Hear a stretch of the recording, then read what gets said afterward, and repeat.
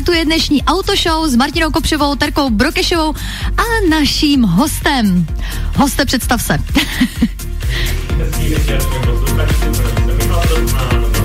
Vztahama, životníma situacema a životníma radostma. Michale, jaká byla cesta dneska? Cesta byla super, přál jsem si, by byla hezká, jak se to povedlo. Tak se to povedlo a ty jsi jel autem nebo MHDčkem? Jel jsem autem. No MHDčkem to by se asi moc nepovedlo, aby byla hezká. No hele, jako ještě není vedro, není takový, jako nepraží to, tak tím MHDčkem je to docela hezký. Můžeš se kochat, nemusíš se nervovat na křižovatkách, na silnicích, s ostatníma řidičema. Kdyby Michala někdo neznal, tak Michale, jak by ses jako popsal nějak prostě, čím se zabýváš, kromě toho, že jsi coach? Komunikace s lidma, já si myslím, že to je nejdůležitější dneska co se děje mezi lidma. Zaznívají slova a já si myslím, že takovou mojí líbůstkou je učit lidi, jak ty slova správně vyjadřovat. Takové to vnitřní vnímání našeho života vyjadřují slova a mám takový pocit, že jsme se to ve škole naučili, takže je čas to těm lidem trošičku vysvětlit, jak to funguje doopravdy, ty slova, jaké mají kouzla. Pravda, většina problémů dneska vzniká kvůli chybě v komunikaci, že? Přesně tak. Ty jsi takový krásně pozitivní, hele. Děláš takový jako flegmatický, pesimistický člověk, tak mě to tak začíná nabíjet. Jak ty jsi se dostal, nebo jsi byl od jak živa takovýhle optimista? No, to právě nebylo. Byla k tomu cesta dlouhá. No, to právě bylo úplně všechno jinak. Takovou zajímavost i pro posluchače. Pokud si dáte své fotky na zem v různých obdobích svých životních a teď se zadíváte, jak se tam tváříte a teď si to spojíte s tím, co jste v tu dobu prožívali. Tak já si myslím, že plno lidí si třeba všimne, že když to tak řeknu, jako že když se opravdu založíme na věk, tak ve 40 letech můžete vypadat třeba o 10 let lépe, než když by vám bylo 30, protože vnímáte ten život úplně jiným způsobem a můj život se vyvíjel, takže jsem byl hodně pesimistický, srážel jsem lidi slovama a tím jsem si zvedal svý sebevědomí a pak jsem přišel na to, že takhle asi by to v životě nemělo fungovat. Cítil jsem se hodně špatně. A když se mě lidé ptají, a jak jsi to poznal, že se cítíš špatně? No vždycky mi dalo odpověď moje tělo, že jsem byl hodně nemocnej, angíny, záněty průdušek, stávali se... Tak já většině unavená, horečky. Přesně tak a o tom to je, takže lidé, když se ptají, proč bych ten život měl vnímat nějakým způsobem jinak, tak je to o tomhle, abyste se cítili v životě fajn a to tělo vám vždycky dává jasnou odpověď, jestli je to dobře nebo je to špatně. Tak téma jsme myslím, že nakousli docela úspěšně, takže v tom se vrátíme každopádně v dalším vstupu.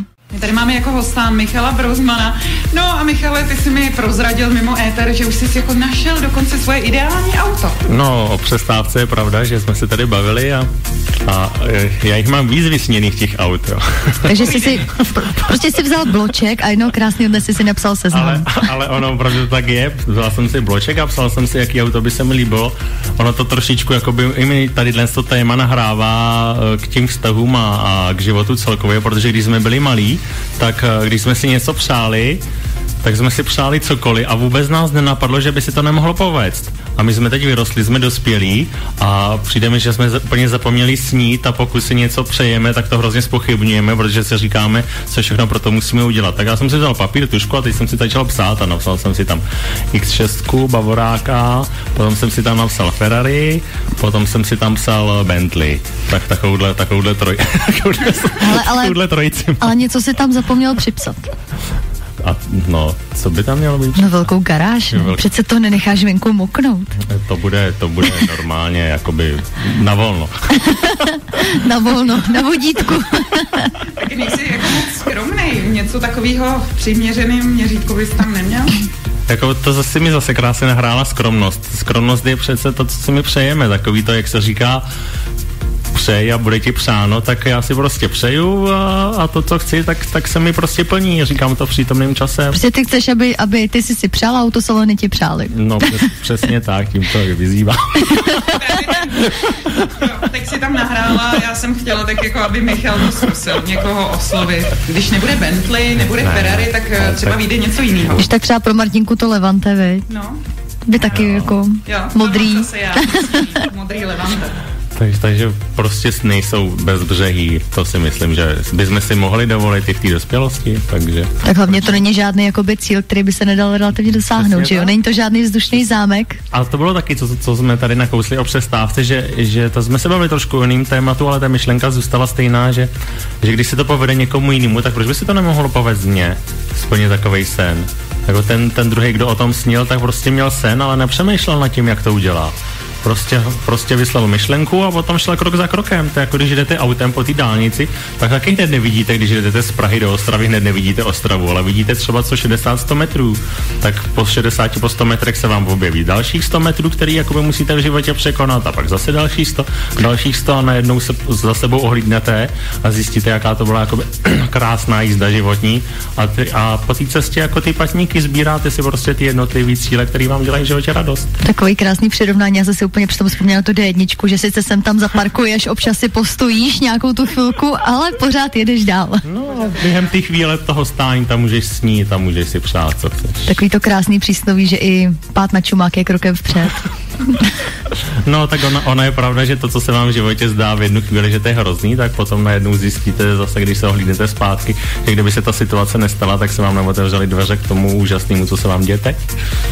Michale, a co ty děláš s takovýma těma pesimistama? Fakt jako zarytejma. Nejde, nevydělám, nemůžu, nezvládnu. Eliminuješ nebo naopak se třeba snažíš pomoct? Máš takový ten to nucení? Je velká pravda, že byla doba, kdy jsem měl obrovskou touhu všem pomoct, takový to zachráním celý svět. Ale k tomu se krásně váží, že první bychom měli zachránit sebe. To je zase krásný přirovnání, když letíte v tom letadle a něco by se tam stalo, tak komu dáváte první kyslíkovou masku, abyste mohli fungovat dál a vlastně i ty děti a rodina a vaše kariéry, aby mohly fungovat, tak to dáte sobě první. Ty jsi taky autorem knih a k tomu my se dostaneme. Už za chviličku. Tady jsme u těch aut, já strašně nerada řídím, protože co si budeme povídat, kdybyste mě viděli tady jezdit, tak to byste asi něco zažili. Takže já radši plním takovou tu jako funkci spolujezdce. No a co dělá spolujezdec na dlouhý trati? Veme si knížku, čte si, že aby nerušil toho řidiče. No a my tady máme autora knížky. Jak se zbavit svého ega, Michala. A my se na knížku teďko trochu vyptáme. Jaký měla úspěch, co tě vlastně přivedlo? Ale hlavně, co to je?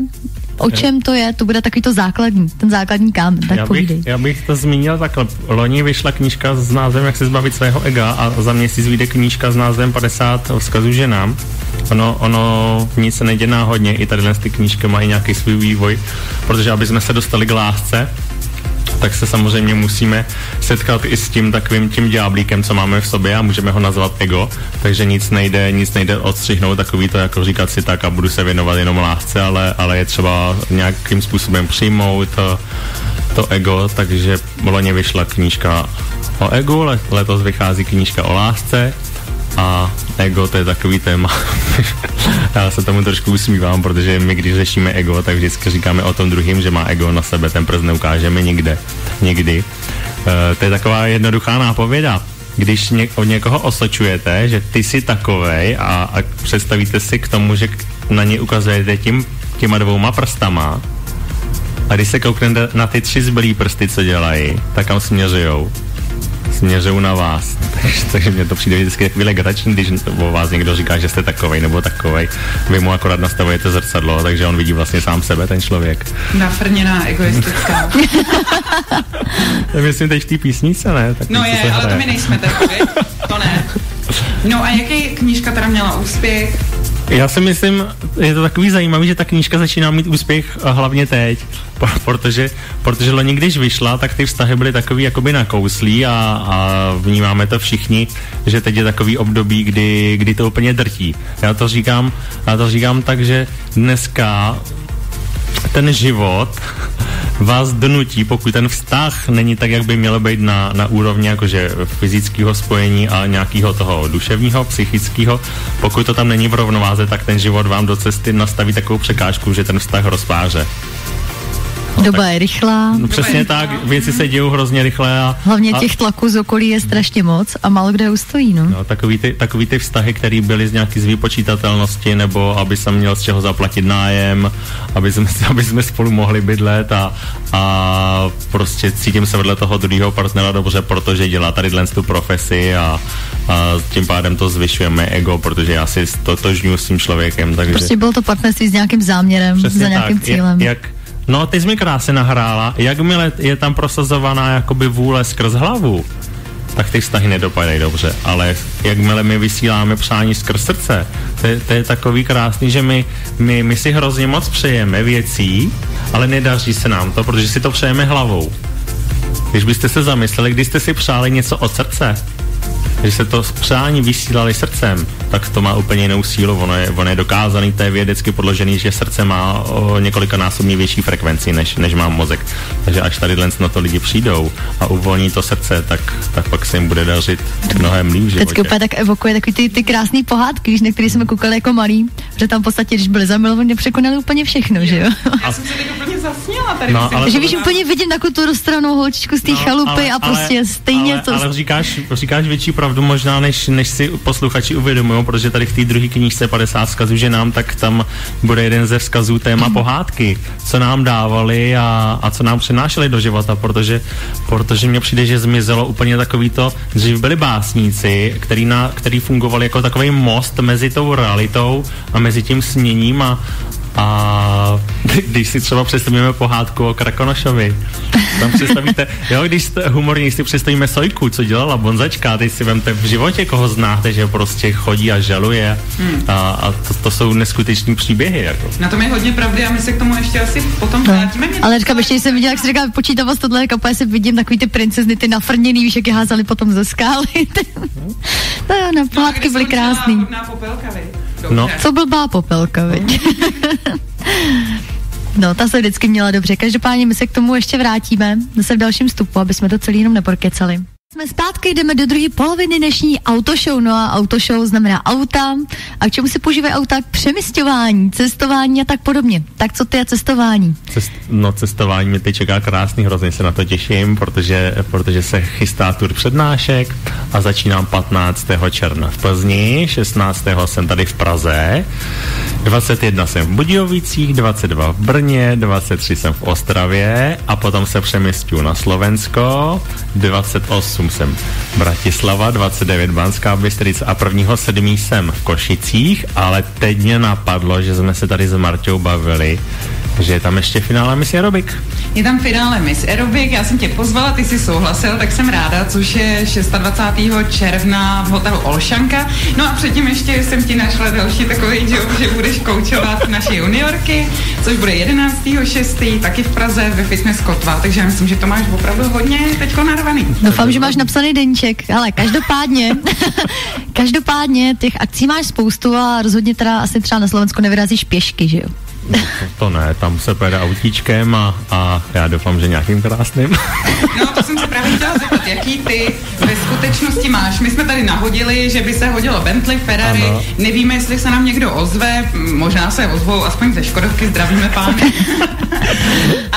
Ale s čím ty jezdíš? No, teď to řekla, jezdím se Škodovkou, mám oktávku krásnou, spolehlivou. Já předpokládám, že to bude taky i z důvodu asi nějaký úspory v naftu, typuju. No, je to nafťáček, 1.9 v kombíku, takže nízká spotřeba, vejde se tam hodně věcí. I dveře 1.90 se v tom bez, takže... Tak se podívej z okna, co se všechno vejde do něčeho podobného, jo? Můžeš se přesvědčit. Já to mám jak karavan momentálně. Máš tam karavan, stěhovat. Ne, to ne, on to tak vypadá momentálně, ale židle, stůl tam mám, všechno.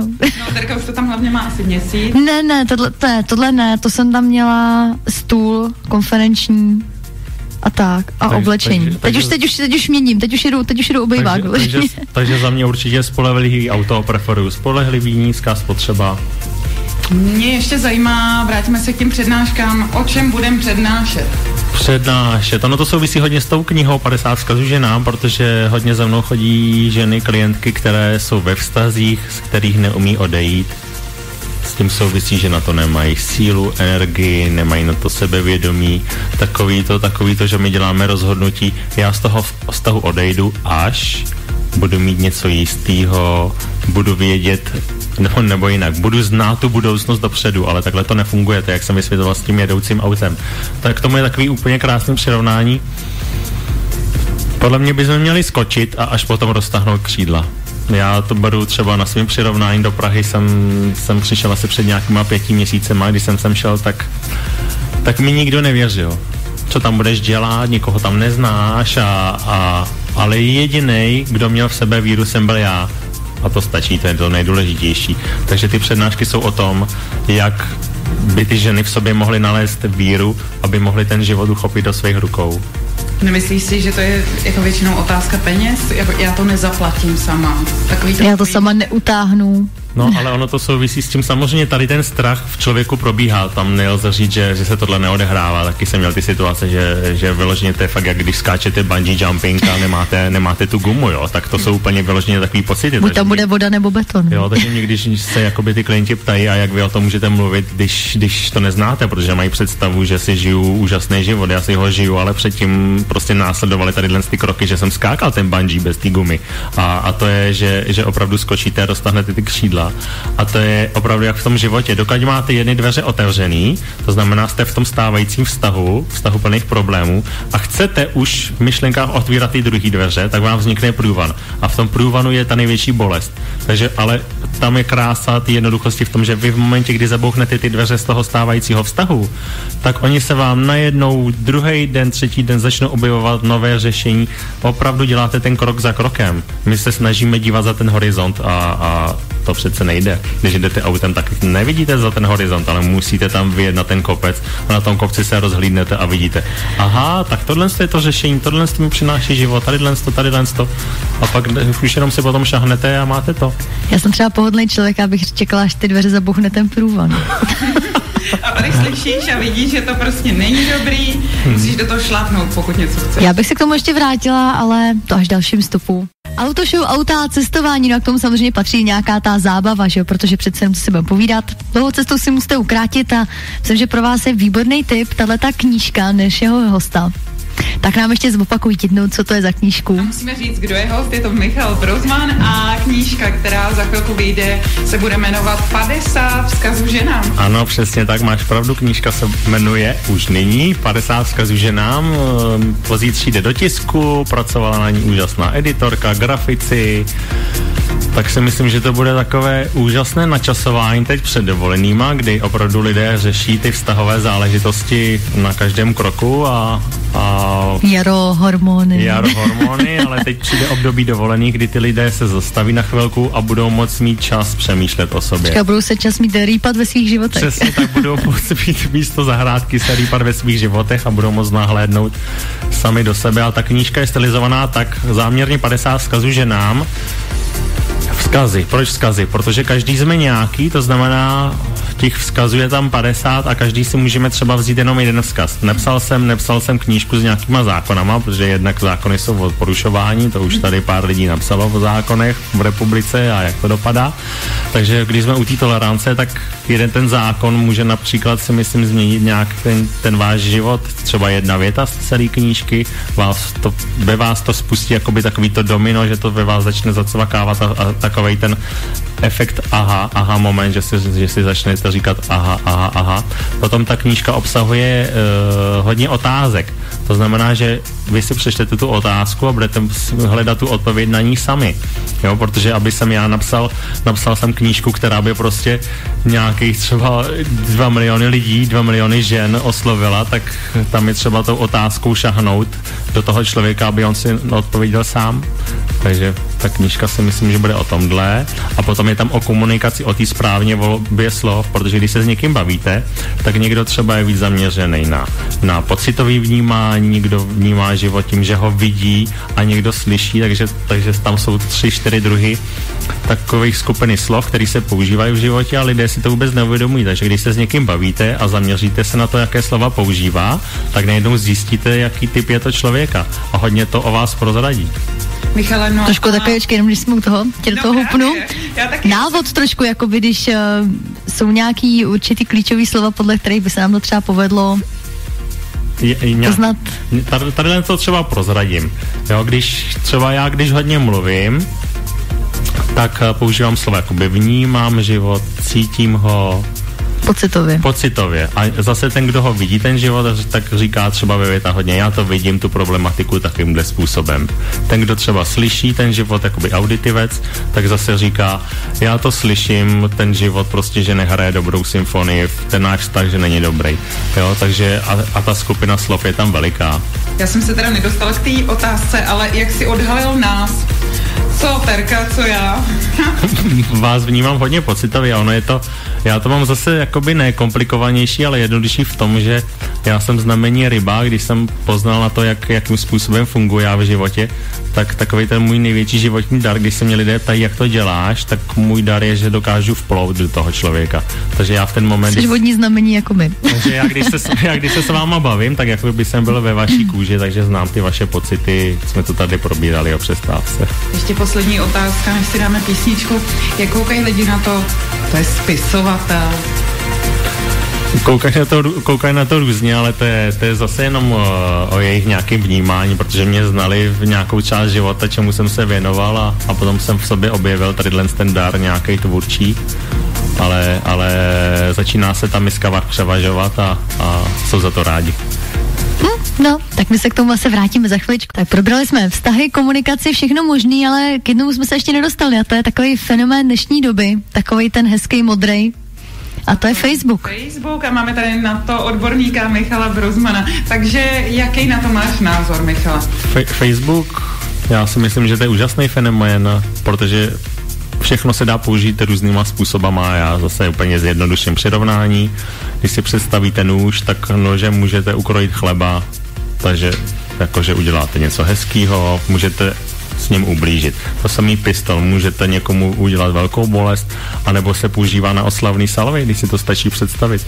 Takže to samý Facebook. Buď ho použijete, že nad něm budete sedět celý den a bude vás vycucávat, anebo ho budete používat k pracovním účelům. Třeba já s ním teď hodně pracuju, protože se veskrze Facebook dá hodně zpropagovat, například i přednášky, komunikovat s lidma, který touží mě trošičku víc poznat, protože je to paradoxně i veskrze Facebook se dá použít jakoby to lidským způsobem, protože pokud s těma lidma komunikujete, tak oni zjistí, co jste za člověka, protože mi to přijde trošičku, že to je takový hezčí, než když dáte někam nějaký plakát, ho vystavíte a teď prostě přijďte na přednášku.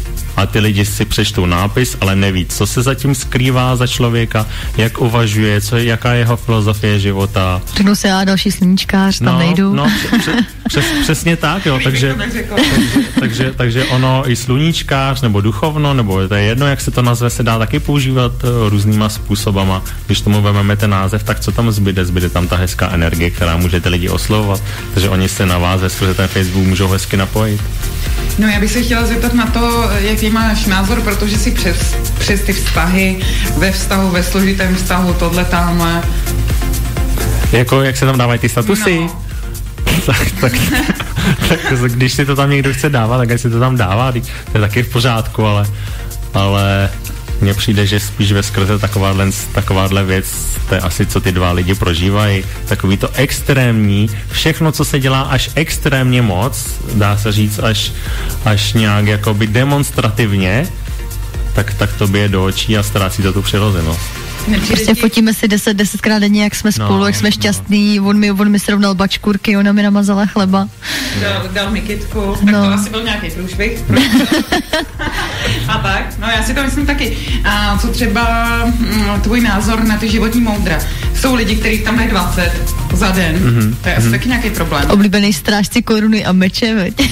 Já to vidím jenom to logo a už mám hrůzu. Tak ono to, jakoby říkal ti lidé, co prožívají, jako za mě je to taky v pořádku, pokud to tam chce dát něco 20krát, tak ať si to tam dá, ale mně se kolikrát líbí, jenom že ti do toho hupnu. Když se někdy podíváš třeba na ty lidi, kteří to tam dávají 20krát za den, tak si opravdu vyjeď všechny ty a teď vidíš, že kolikrát oni si ty citáty protiřečí.